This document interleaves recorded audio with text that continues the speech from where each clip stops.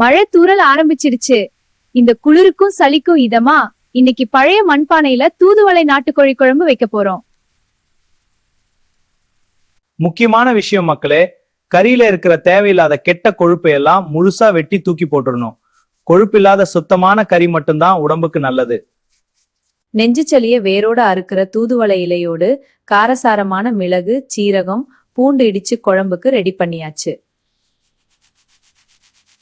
சுத்தமான கோழிக்கறி, இடிச்ச மசாலா, அது கூட இந்த தூதுவளை இலைய சின்ன சின்னதா கிள்ளி போட்டு பானைக்கு வெளியே சிந்தாம பக்குவமா தண்ணி ஊத்தி கொதிக்க வைக்கிறோம்.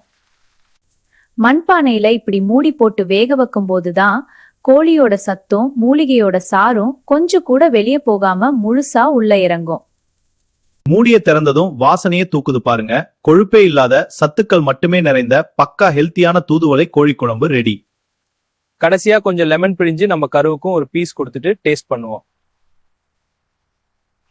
வாழை இலையில சுட சுட சோறு போட்டு கரண்டியால இந்த திக்கான குழம்பையும் லெக் பீஸையும் அள்ளி ஊத்தி சாப்பிட்டா டேஸ்ட் சும்மா தெரிக்குது, சளியெல்லாம் பறந்துடும். இந்த வீடியோ பிடிச்சிருந்தா மறக்காம லைக் பண்ணுங்க, நம்ம சேனலை சப்ஸ்கிரைப் பண்ணுங்க.